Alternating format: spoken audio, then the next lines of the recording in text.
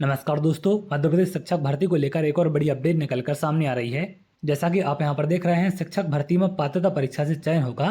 तो अब शिक्षक भर्ती में एक बड़ा बदलाव आपका होने वाला है। सिर्फ पात्रता परीक्षा के माध्यम से चयन किया जाएगा। इसके पहले जो भर्ती में व्यवस्था की गई थी, उसमें पात्रता परीक्षा के बाद आपको चयन परीक्षा देनी पड़ती थी और चयन परीक्षा के माध्यम से आपका चयन किया जाता था। लेकिन अब यहाँ पर ईएसबी की तरफ से एक बड़ा बदलाव किया गया है। शिक्षक भर्ती में अब सिर्फ आपको पात्रता परीक्षा देनी पड़ेगी और पात्रता परीक्षा के नंबर के आधार पर ही आपकी मेरिट बनाई जाएगी। चयन परीक्षा देने की आवश्यकता नहीं पड़ेगी। तो यहाँ पर एक बड़ी अपडेट निकलकर सामने आ रही है और इस बार की जो भर्ती परीक्षा आपकी होने वाली है, वर्ग 2 वर्ग 3 की, उनमें सिर्फ पात्रता परीक्षा आपकी कराई जाएगी। इन सब को लेकर तमाम जानकारी निकलकर सामने आ रही है।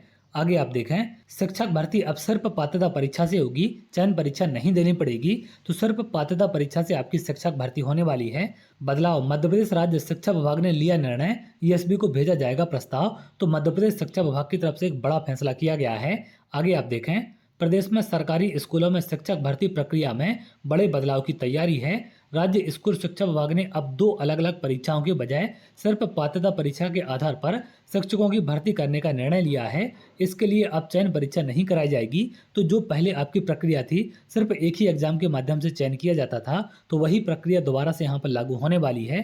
राज्य स्कूल शिक्षा विभाग इस परिवर्तन का प्रस्ताव मध्य प्रदेश कर्मचारी चयन मंडल को भेज रहा है। उल्लेखनीय है कि प्रदेश में अब तक उच्च माध्यमिक, माध्यमिक और प्राथमिक शिक्षक भर्ती के लिए पहले पात्रता परीक्षा आयोजित की जाती थी। इसमें सफल होने वाले अभ्यर्थी भर्ती के लिए चयन परीक्षा में आवेदन की पात्रता आयोजित करते थे।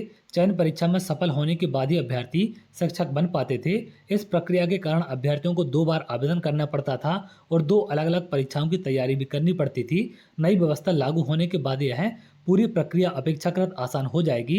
शिक्षक बनने के इच्छुक लोगों को केवल शिक्षक पात्रता परीक्षा देनी होगी। 2 बार परीक्षा होने के कारण अभ्यर्थियों पर अतिरिक्त आर्थिक बोझ पड़ता था। सामान्य वर्ग के अभ्यर्थियों को पात्रता परीक्षा के लिए 500 रुपये, चयन परीक्षा के लिए 500 रुपये शुल्क देना पड़ता था। बता दें कि पात्रता परीक्षा में लगभग 5 से 6 लाख अभ्यर्थी शामिल होते थे। आजीवन वैध रहेंगे पात्रता परीक्षा के अंक। ईएसबी के अधिकारियों के अनुसार नई व्यवस्था में केवल पात्रता परीक्षा आयोजित की जाएगी। उसी के स्कोर के आधार पर स्कूल शिक्षा विभाग भर्ती करेगा। यह स्कोर आजीवन वैध रहेगा। हालांकि अभ्यर्थियों को अपना स्कोर में सुधार करने के लिए भविष्य में दोबारा परीक्षा में शामिल होने का अवसर भी मिल सकेगा।